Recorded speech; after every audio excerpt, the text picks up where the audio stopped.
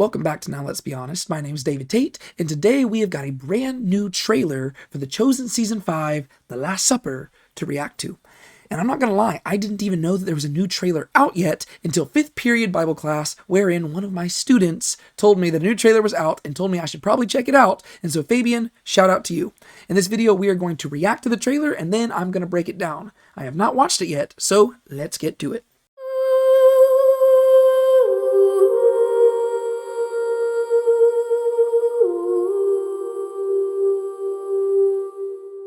You must know something. I do believe that Jesus is most likely the Messiah. Why? Why what? Why do you believe that? I've seen too much. Then why are you doing this? I suppose I have not seen enough.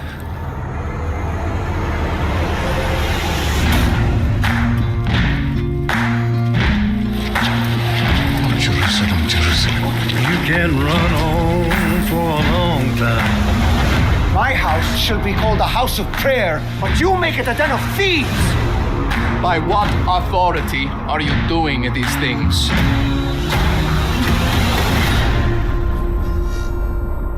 My own!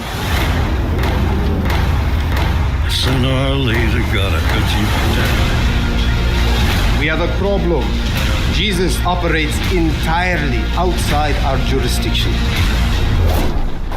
Woe to you, scribes and Pharisees! Stop this at once! The world is changing, and Jesus offers a vision to redeem it. He's not the Messiah! Tell him that God's gonna cut you down. Declaring yourself a sovereign, Rome will descend on us all! Sooner or later, gotta cut you down. The Pharisees are plotting to arrest Jesus of Nazareth. Sooner or later, gotta cut you down. I want peace, just like you.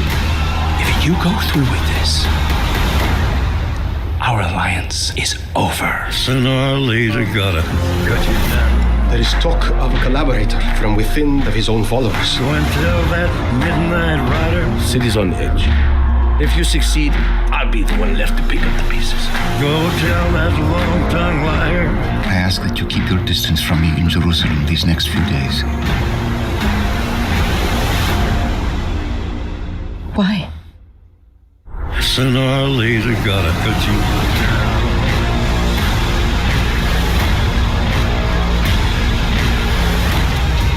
You serpents! How will you escape being condemned to hell?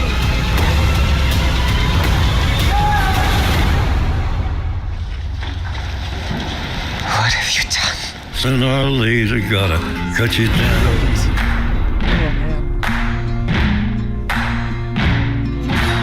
March 28th.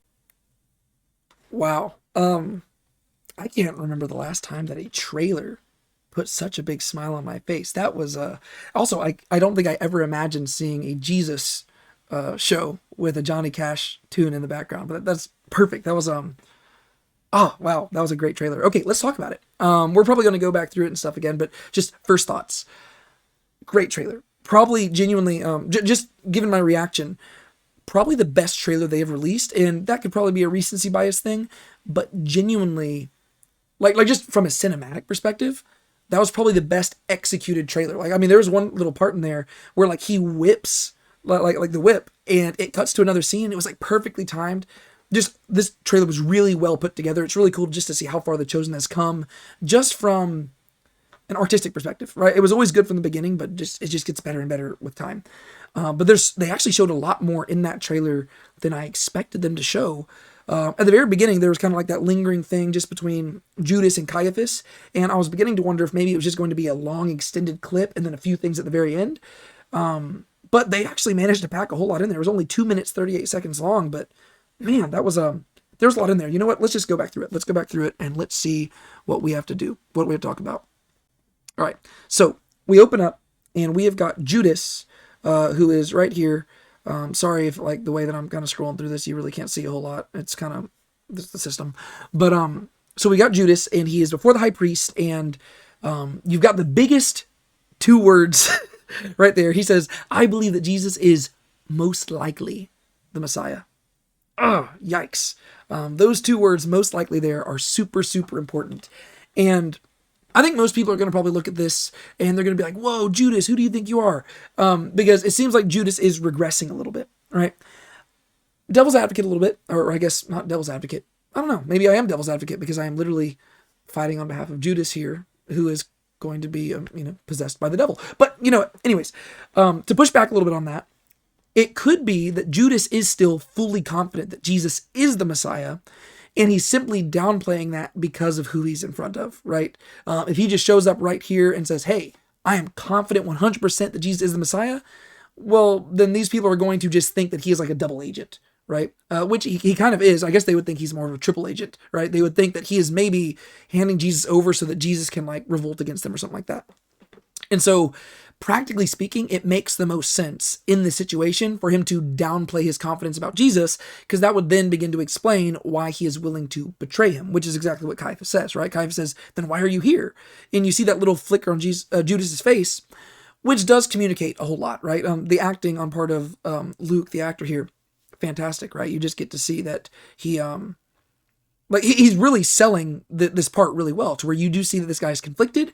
And even if the character himself, once again, like, that's what I love about Judas. There's so many layers to him.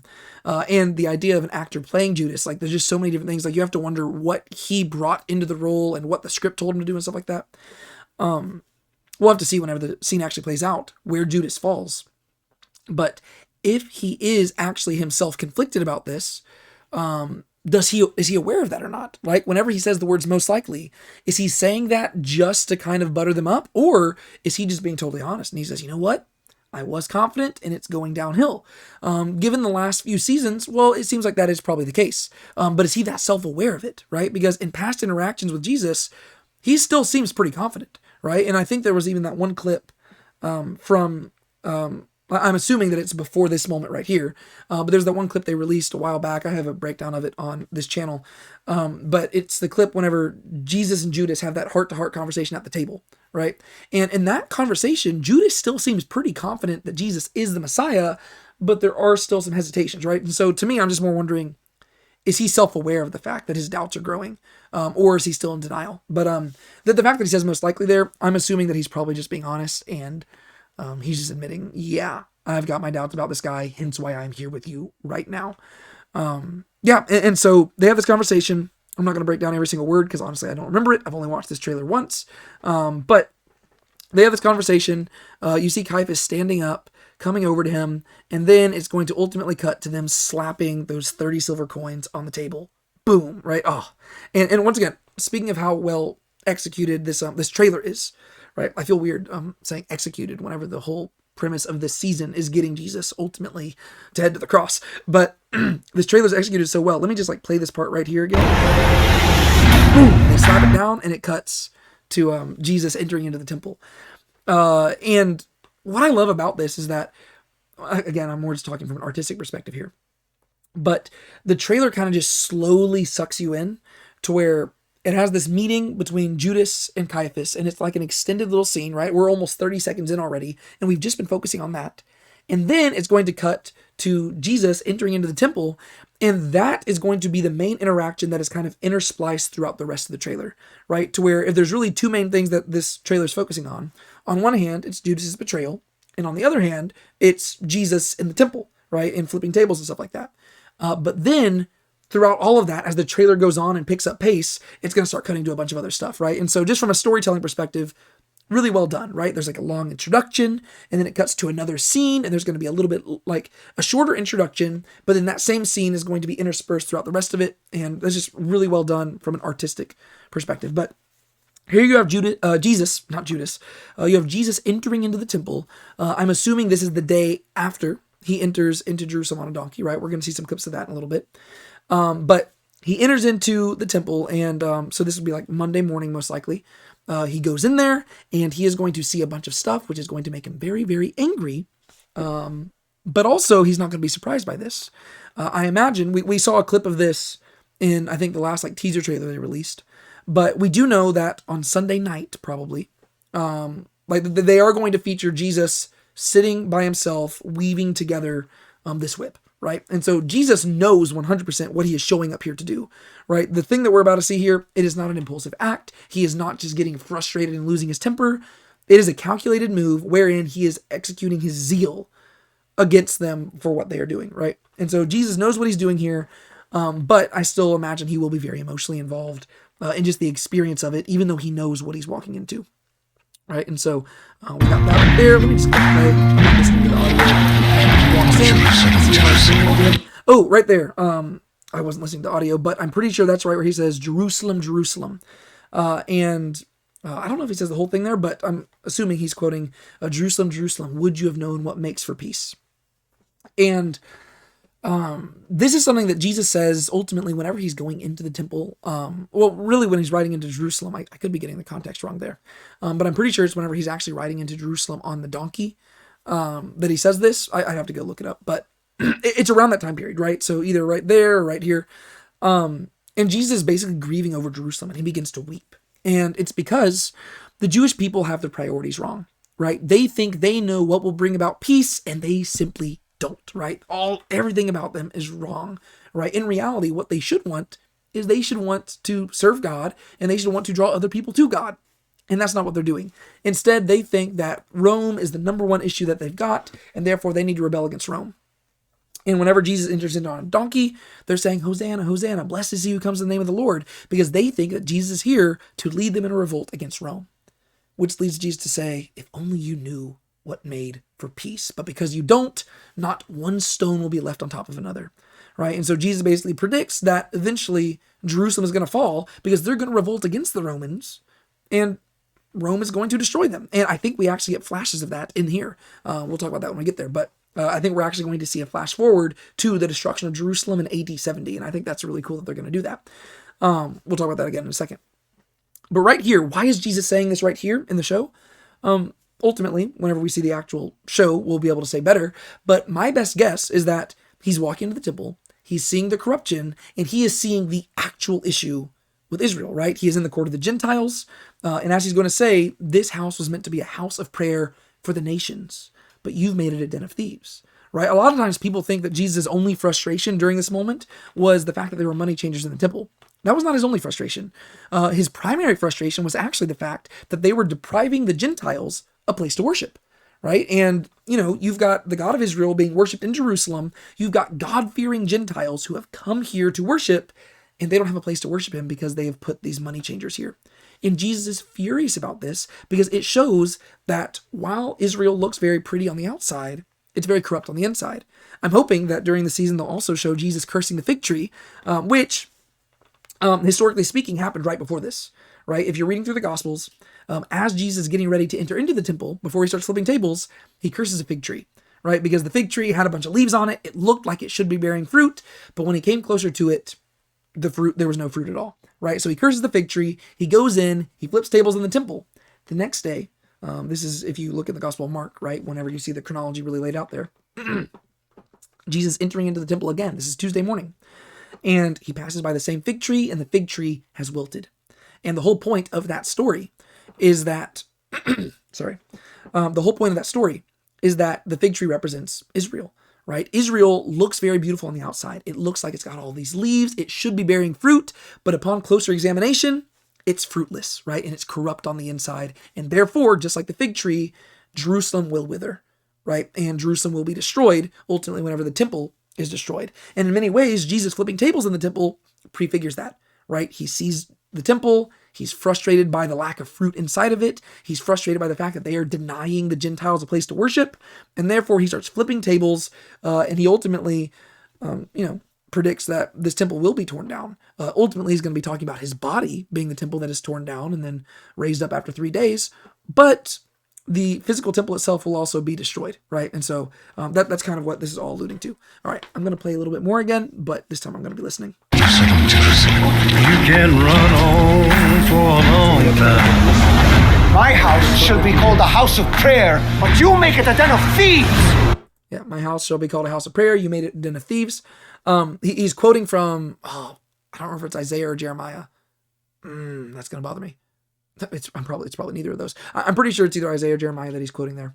And he says, It was said that my house should be a house of prayer for the nations, but you have made it a den of robbers. He's actually quoting from two things, I believe. Oh man, I should have brushed myself up on this before we got into this.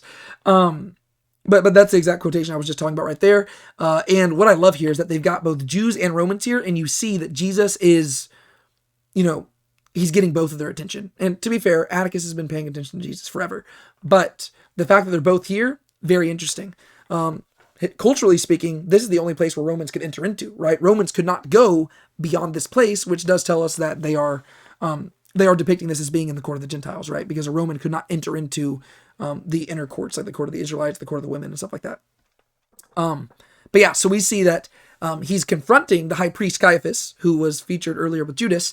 But then we also have some Romans watching here too, and everybody's wondering what Jesus is going to do, which we had alluded to back in season 4, right? Whenever you have Pilate basically voicing his concern to Herod Antipas, or actually, I don't think he voiced his concern to Herod Antipas during that dinner. He voiced his concern to Atticus whenever they were standing on the balcony, right? And then you have Claudia voicing her concern to Joanna. Same thing. By what authority are you doing these things?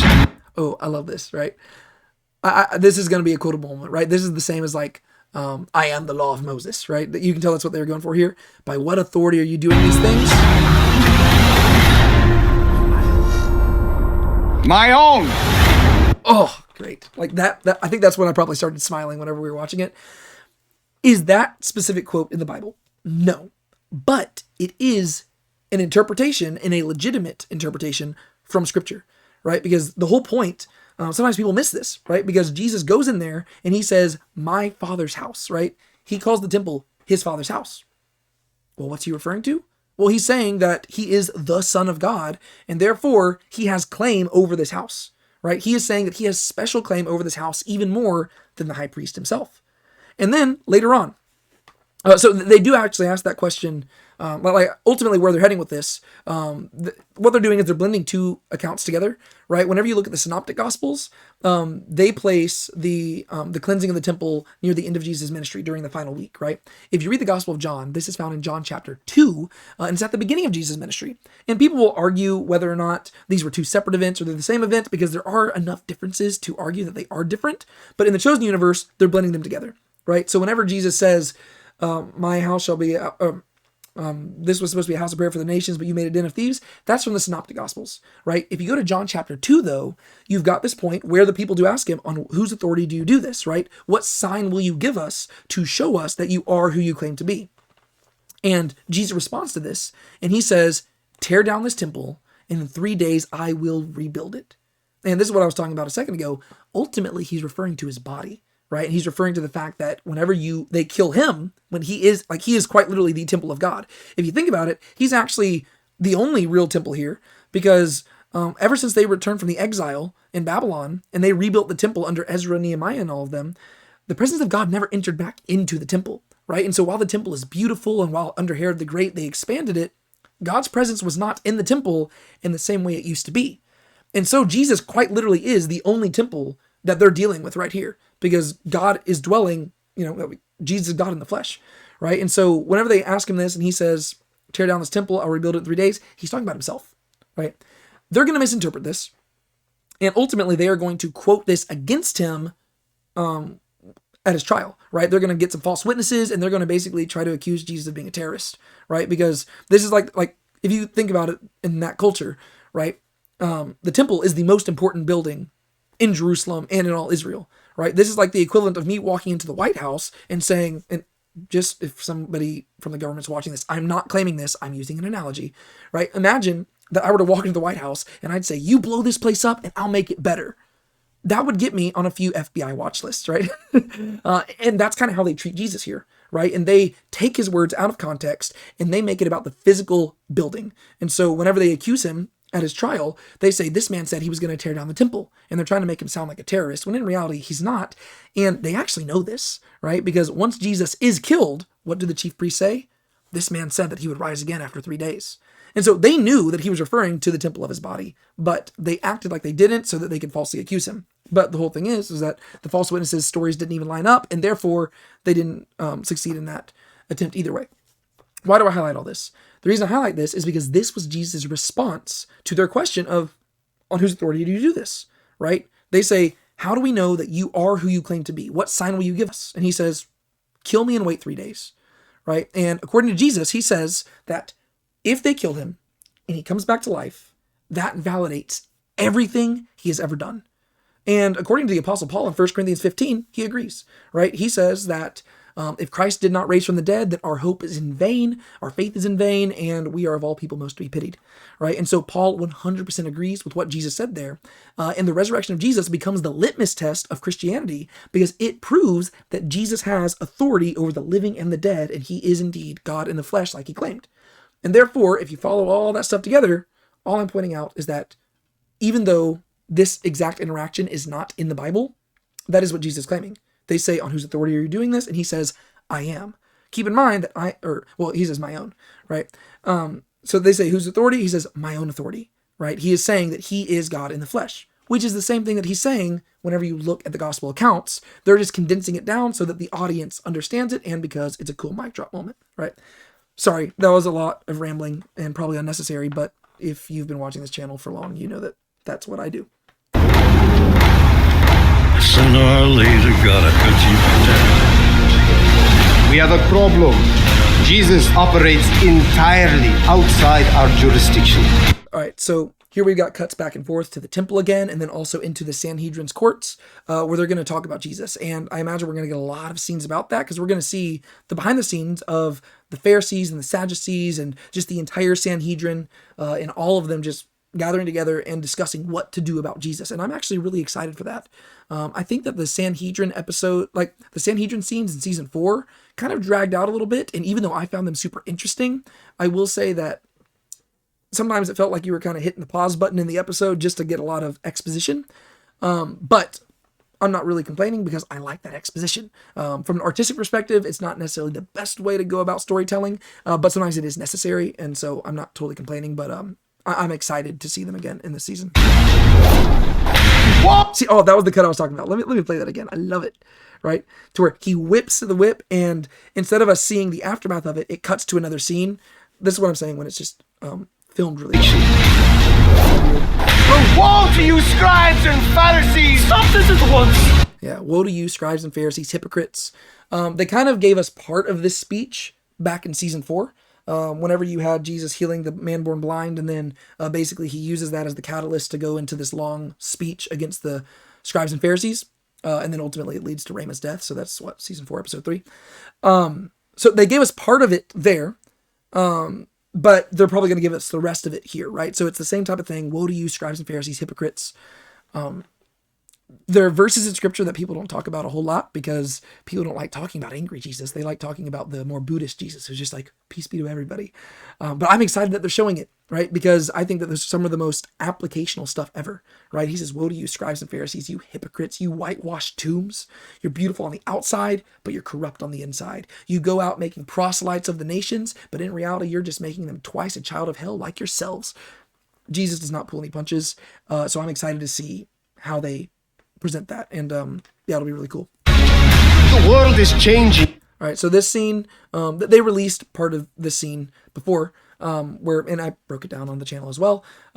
It's just a scene where Jesus, goes and he gets to see a wedding going on, and yeah, if you want to hear more about that, go watch the other video. And Jesus offers a vision to redeem it. He's not the Messiah! So here we've got Yusuf, who is defending Jesus, in secret, right? Because he's Joseph of Arimathea. That'll be revealed soon, I imagine. And then you've got Shmuel, who is just outright saying he is not the Messiah. And Shmuel is such a fascinating character to me. I thought how they handled him in season 4 made him so much more intriguing, right? Seasons 1 through 3, he is pretty much a one-note guy who just kind of is opposed to Jesus. Season 4, they added some complexity, and I was like, ooh, bait and switch. They're bringing him closer to Jesus. And then, boom, they decided to push him further away, and now he's like just hardcore against Jesus. And part of it is probably because just from a psychological perspective, he can't afford to be wrong, right? Because he was opposed to Jesus, and then he drew close to Jesus, and then now that he's rejecting him again, it's like he's going to lean into it and run even further away, right? And so whenever we see him in this season, I imagine he is going to be as opposed to Jesus as possible, which it'll just be very interesting to see. This scene right here, I imagine that this scene is going to be like from the same episode whenever Jesus goes and visits the wedding, right? Because you see him here. He seems like he's standing up top, on top of like a little walkway around the temple. And he's just looking in. He's got his robe on, his hood up, which typically they wouldn't do unless they were teaching or if they were trying to be covert, which is what Jesus is doing here. It seems like he's kind of just trying to go everywhere without being noticed, just trying to take in everything, right? Which will then lead him to go downstairs, and he eventually runs to the couple. Right down there, you see a group of men singing. I imagine that is the temple choir. And I wouldn't be surprised if this episode right here is where we end up getting flashbacks to learn more of little James's backstory, because I'm pretty sure we heard that we're going to see some backstory for like little James and Thaddeus and stuff. And we know that little James was going to go down to Jerusalem to try out for the temple choir. And so, I don't know, but it's very possible that this scene right here, like just the fact that we're seeing them here, it seems like they're very intentionally placed there. I mean, they're very brightly lit and stuff like that. It seems like this would be a good opportunity to kind of tie the backstory into the main story, right? And so I wouldn't be surprised if this episode is where we see that. God's gonna cut you down. Declaring yourself a sovereign, Rome will descend on us all. All right. So I think he said, if you declare yourself a sovereign, Rome will descend upon us all. And this is what their frustration would be, right? And I like the word sovereign there because sovereign could be used to describe God, or it could be used to describe just a king in general, right? The reason why the Jewish people were rejecting Jesus is because he was declaring himself to be God, right? They wanted a king to show up, right? They wanted the Messiah. They weren't opposed to Jesus because he was the Messiah. They were opposed to him because he was, as the Messiah, claiming to be God, and they're like, no, we do not believe God comes in the flesh, right? That's why they rejected him. The Romans, though, they didn't really care so much about somebody claiming to be God because from their perspective, gods came all the time, right? You've got Zeus and Aphrodite and all of them. Well, I guess from a Roman perspective, Jupiter and, them showing up all the time. And from their perspective, if anything, if a god shows up, you need to treat them well because it could be a test. Their frustration with Jesus was that he was claiming to be a king, right? And so the choice of the word sovereign there, I like that. But that's what the Jews would be concerned about, right? If you're claiming to be a king, you better actually be willing to fight Rome, because if not, they're going to suppress you and they're going to attack our people. And that's why the Pharisees are mad here. I imagine this is the scene right here. You can see that they're on the donkey getting close to Jerusalem. This is probably whenever they say, silence your people. And Jesus is going to say, truly I tell you, if they were silent, even the stones themselves would cry out. Which is another mic drop moment from Scripture. Rome will descend on us all. So I want to see what this is right here. So we got some Romans kicking in a door, and then you see somebody getting punched. Who is that? I can't tell who it is. Is that Philip? That might be Philip. I don't know. I don't think that's a disciple there. So this could just be another group of people. I don't know if this is actually one of them, but I don't know. I don't know who these people are, but I think that's Atticus, right? I don't know. But the Romans are not happy with somebody here. I have no idea what that is. Guess we'll have to wait. Okay, this right here is where I was saying I think that this is the destruction of the temple in AD 70. Part of me was going to say maybe this is something about the Maccabees revolting, but that all looks like Roman gear right there. And so this would not be them fighting the Seleucids. This would be the Jews, like the Zealots, fighting against the Romans, and ultimately they're going to lose. And this is the temple set right here, right? And so this does seem to indeed be, that himself could be Titus, right? The Roman general who basically laid siege to Jerusalem and leveled the whole place. And I imagine if there was ever a fitting time for this, this could just be like a flash forward at the beginning of an episode or something like that. But I imagine what in reality is probably going to happen is that on Tuesday evening, whenever like this, if you're just like following into the like the chronology of this, right? So 2 days after Palm Sunday, on Tuesday evening, whenever Jesus and his disciples leave the city and they're going up the Mount of Olives, we're going to have Peter, Andrew, James, and John go pull Jesus aside and say, what are the signs of your coming and the signs of the ends of the age? And Jesus is going to give this long speech. And I imagine that the way that they're going to probably try to get this whole speech in there is they're going to have some of it acted out, right? Because there are places in that speech where Jesus does talk about basically the temple being destroyed. And so you can even have Jesus himself experiencing a vision as he is talking to them. And that would just be a really cool way of depicting it. And I'm excited for that because I don't think, as far as I'm aware, I've never seen depictions of the temple of Jerusalem being destroyed, right? We've seen a lot of this stuff being depicted before because Jesus' stories are common, but I've never seen this. And so that'll be That'll be really, really cool. Gotta put you down. Yeah, like look at this. Oh, I imagine that this is probably like the high priest or something that they're killing. This is at the same place, right? I think this is at the main entrance, right? That they were just walking out a second ago, right? Right there, same place. Yeah, see, you can see the rebels all in the same place and everything. So they're, oh, you know what? Who they're probably stabbing? They're probably stabbing those two guys right here, right? These guys, they come down, boom, right? Because there are 4 guards, and then you cut forward, and there are 4 guards, right? And so I imagine there's the 2 guys right there. And then it looks like there's some guys back here who are probably carrying out, it looks like that's the menorah, right? Oh, this is great. This is so cool. I know that as a Bible nerd, I should be getting more excited about the Bible stuff, but I'm also kind of a history nerd. This is so cool, right? So you've got like the menorah being carried there, and I imagine that this is something else from the temple. How crazy it would be if they like had the Ark of the Covenant being stolen. I doubt the Ark of the Covenant was around even at this time period. But that would be very interesting. That'd be an interesting theory to have. There was one other clip in here. Let's see. Boom. Yeah, so here, I imagine this is the moment the Romans are breaking through and you've got people running for cover. This is just so cool to see this depicted. And it looks like it's executed very well. The Pharisees are plotting to arrest Jesus of Nazareth. All right. So the Pharisees are getting ready to arrest Jesus of Nazareth. That was Atticus announcing that to, I believe it was Pilate, right? And so that could let Pilate have a heads up that, hey, tomorrow morning, you're probably going to be needed. That is interesting to me. I'll be interested to see how they depict it because biblically speaking, it doesn't seem like they were planning on arresting Jesus the night that they arrested him, right? It seems like whenever Judas made that deal with the religious leaders, they were originally planning on arresting him after the feast was all over. Like after the whole Passover. So really like a week later.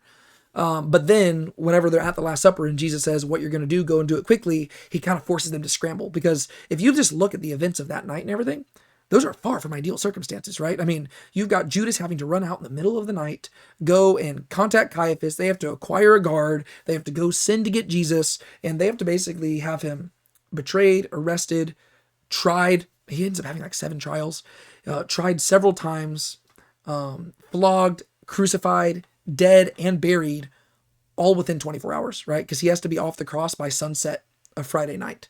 And so that's far from an ideal circumstance, right? And so it seems like realistically they were wanting to wait until after the Passover, and then they would have Judas betray him so that once all the pilgrims were gone, then they could do this all. But you could argue that maybe what the Bible means is that after the Last Supper, right? After the feast in and of itself, it seems like that's probably the approach they're taking, that they're wanting to wait until after the feast itself. And therefore Judas departs, he goes and gets them, and they do it all in the cover of night so that by the time the pilgrims wake up, Jesus is already on the cross. It seems like that's the approach they're taking. That's not typically how I've always interpreted it, but I guess it is possible. And so Atticus announces that they're wanting to arrest Jesus. Here we have some of the disciples. I think that's James and John. They're at the upper room for the Last Supper, and they are looking outside, and they see guards walking by and patrolling, probably wondering what's going on there. Also, biblically, it seems like it wasn't Roman guards who arrested Jesus. It seems like it was probably temple guards who did that, because that would seem to imply that Caiaphas and the Romans were more like they're working together, whereas the Romans didn't seem to have any reason to arrest Jesus yet. But since historically speaking, people, like usually in art, they depict Roman guards coming to get Jesus. I imagine they'll probably try to do that or maybe blend the two. I don't really know what their plan is. But we'll just have to wait and see. Yeah, so everybody's getting kind of scared there. Yeah, so they all see the guards. I want peace. I wonder, so this moment right here where they're all waving their hands, I wonder if that's like at the end of Palm Sunday. I want peace. Either that or it could be the moment right before he starts flipping the tables, because they recognize, hey, that's the guy from yesterday.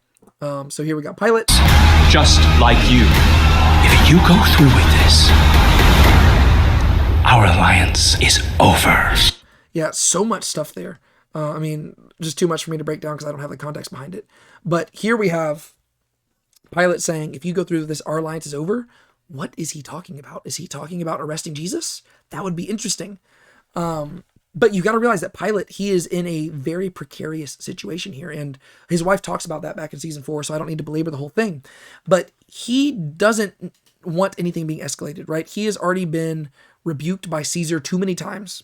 And we do know that Pilate and Caiaphas, they had a very good working relationship, right? Caiaphas, if you're just looking historically speaking, he had the longest tenure as high priest of any of the high priests under Roman occupation, right? He was on the throne, or on the, I guess, judgment seat for the high priest. He had that position for like 18 years, right? Most people lasted 1 to 2 years, right? Then the Romans would get into an argument with him and they'd replace him, right? Caiaphas was there for 18 years, and he was the high priest for the 2 longest serving Roman prefects at that time period, right? Valerius Gratus and Pontius Pilate. And so you get the idea that Caiaphas is very good at working with the Romans. And him and Pilate, for so far, they had a very good working relationship. And Caiaphas has talked about that in the past, and just historically speaking, that's true. So I'll be interested to see what exactly Pilate is so mad about. Also, I really like his shirt. That's a cool shirt. I want to get one like that. But I'll be interested to see what that's all about. Over. Sooner or later, gotta cut you down. There is talk of a collaborator. I'm assuming that's not at the Garden of Gethsemane. I imagine that we're just going to see him praying a lot. I imagine what they're going to do is they're going to have Jesus going to the Garden of Gethsemane quite a few times throughout the season, just because the Bible does tell us that he would take them to that garden regularly. And since we haven't seen it so far in the show, I imagine that during the season they're probably going to get us ready for that. We gotta cut you down. There is talk of... All right, so here we got the Last Supper. We get to see clearly the order that they're sitting in.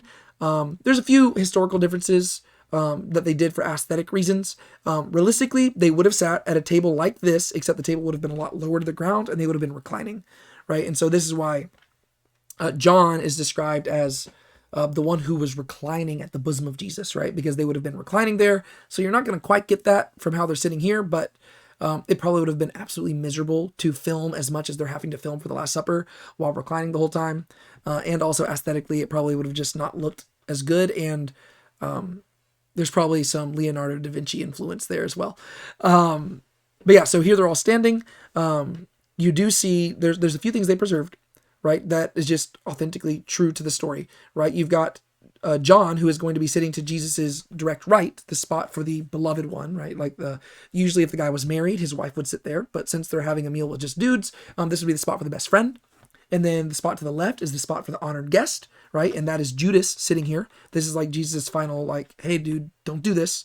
And then if you go around, most likely Jesus would not have been sitting in the center.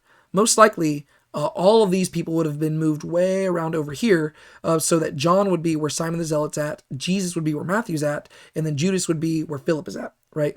And they would be organized from highest rank to lowest rank all the way around, and that is why you see Simon over here. He is seated in the spot for the lowest person. And my headcanon is that this is Simon going out of his way to try to impress Jesus, because remember, Jesus has a teaching where Jesus says, he says, if somebody invites you to a dinner, don't sit at a high spot on the table, because then you're going to be embarrassed whenever he moves you to a lower spot. Instead, sit at the lowest spot on the table so that the person can move you up, right? And then you'll be honored amongst everybody.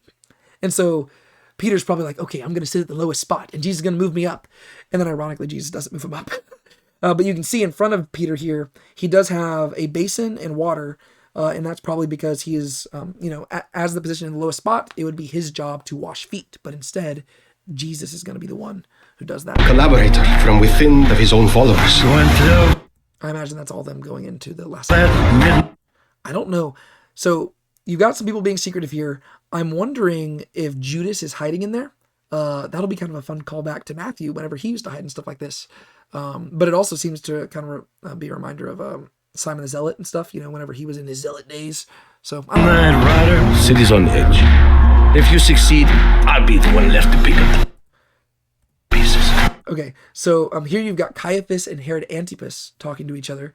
And Antipas is basically rebuking him. And what I just want to point out there is that we have had both Pilate and Antipas getting on to Caiaphas. And what we do know, like that, we don't really see that in Scripture, but what we do know from Scripture is that as a result of the things that went on with Jesus, suddenly Pilate and Antipas had a great relationship going forward, where prior they seemed to not really be on very good terms. But because of what happens with Jesus and the unfair trial and stuff like that, they're going to have a bond. And so we see them already beginning to bond because they're both mad at Pilate and at Caiaphas. Go tell that long-tongued liar. Okay. I'm wondering who this is. I don't think this is Jesus, because I don't think we're going to see Jesus being like, I think, I don't know where the season's going to end. I'm thinking it's going to end either with the betrayal of Judas or with like, I think probably the best thing would be Jesus being taken into custody and the apostles fleeing, right? Because the show's called The Chosen. I think it would end on a very dramatic moment if it's just all of them fleeing into the distance. That's my prediction. I imagine this is probably Judas, right? So my theory here, I could be wrong. I imagine that Judas says he wants to be taken to Caiaphas so that he can, talk about Jesus. And so they basically put a bag over his head. They throw him into the cart. They wheel him there so he doesn't know exactly where he's at. And then he's probably going to be brought before Caiaphas. I don't know why it would be important that he doesn't know where he's at. So that's the one question I have. Unless they just apprehended him and he didn't even initiate this whole thing, right? Unless there's just a bunch of people who just attacked him, apprehended him, and then they bring him before Caiaphas without him knowing, and they're trying to pressure him. That could be possible, right? It could be like that Shmuel says, hey, there's one guy I think we can coerce. And so they're trying to intimidate him into betraying Jesus. That's possible, right? That would be a very interesting take, but it could help explain why Judas does what he does, which is really the big question we have to answer. I ask that you keep your distance from me in Jerusalem these next few days. Why? Yeah. So we have Jesus here. He's at a meal. It's interesting to me that it's just Jesus with only women. That seems like that'd be kind of weird in that culture. But we got Mary, we got Martha, we've got Mother Mary, we've got Mary Magdalene, literally 3 different Marys all on this one side. And believe me, that would actually historically be accurate. Mary was the most common name at this time period. And then we've got Joanna, who has actually joined them now, which is really cool. We haven't really seen that yet. And then we got Tamar and Eden, right? And so we got the 7 women, and Jesus says, keep your distance from me. And so I imagine they'll take more of a back seat in this season, or the stuff that we see with them will not be as much with the men. And then in season 6, I imagine that these women are going to be doing a lot of the heavy lifting, because I imagine probably all of them are going to be the ones present at the cross and ultimately at the empty tomb in season 7. Keep your distance from me in Jerusalem these next few days. Insight. Why? Sooner or later, gotta cut you. There. So Judas throwing on his cloak. You got Jesus breaking the bread, right? So it says the table is set. And you have Jesus himself breaking the matzah, right? The unleavened bread. He's going to pass it around. Imagine just like one piece to each direction. And you can see everybody's like, I just want to understand people's faces here. I'll be interested to see what they do here, right? So the bread would have been passed around at different times, and people debate as to whether or not Judas was still present during the first ever communion, right? During the Lord's Supper part. So I'll be interested to see if they have Judas present there, or if he will be gone, in which case maybe this is just, this is not the communion, right? You'd eat bread and you would drink wine at several different times throughout a meal like this. And so it could be that this isn't the moment. But I'm not sure. Or who knows, maybe they're doing what Marvel always does, and they're having him here, but then they're going to remove him later. I don't know. But he is present in this moment. Oh, what's going on there? I noticed this whenever we watched it the first time, but I totally forgot about it. So we got Simon the Zealot coming up behind Mary Magdalene. I have no idea what that could be. All right, Jesus praying again in the morning. This seems to be him preparing the whip, which this is him praying, set. Oh, what were those things? Hold up. Let me see if I can pause this. I have no idea what's going on here. These are like, that's like a balance. I was going to say this probably has something to do with the temple and the corruption there, but this looks like this is at nighttime. So this would not be whenever Jesus is flipping tables. I don't know. Unless the lighting is just weird there. Okay, was that Judas getting the money? Oh, maybe that's what's happening. Maybe this is like them making the actual deal, right? So it could be, hold up, this person sees this person with a box, right? And maybe in that box is the 30 coins, and then the coins are being weighed out, and then they're being handed over. I don't know.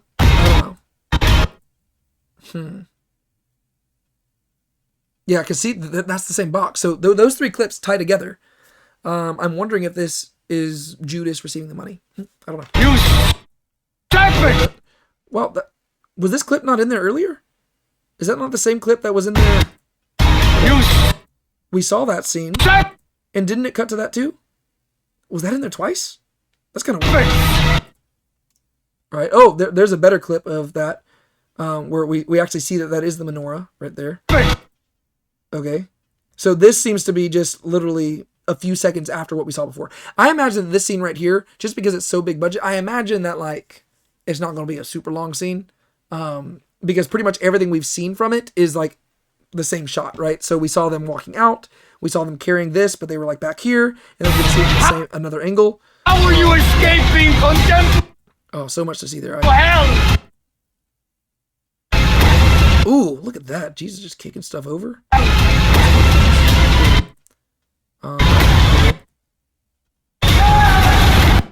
Oh, man.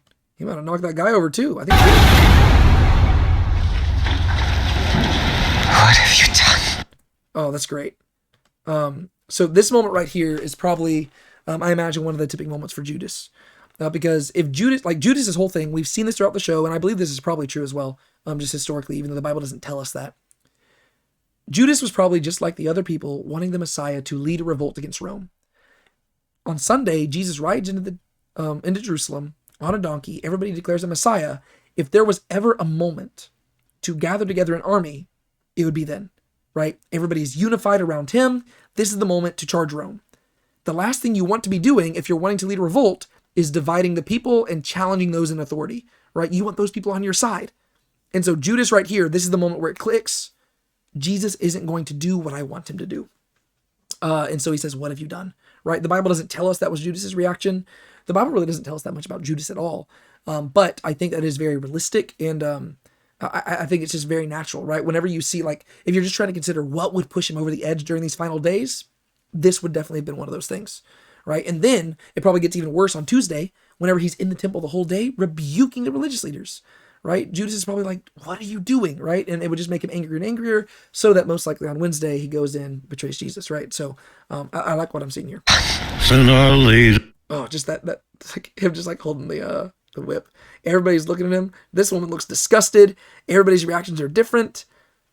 This woman looks concerned. I love it. These guys are all angry. Is that Shmuel right there? Oh, interesting. We gotta cut you. Look at that face right there. This is a guy who is committed to stirring up the world. The Chosen, the Last Supper. A 3-part theatrical experience beginning March 28th. I need to buy my tickets. I'll be there. Boom. All right. Well, there is our reaction and pretty lengthy breakdown of a 2.5-minute video. I hope you enjoyed it. Once again, Fabian, buddy, thank you for letting me know about this trailer. I'm sure I probably would have realized it eventually, but thank you for that. And yeah, I hope you'll have a great night. Keep a smile on your face. Don't anybody steal your joy. Remember who you are, and go buy your tickets to go watch The Chosen Season 5 in theaters next month.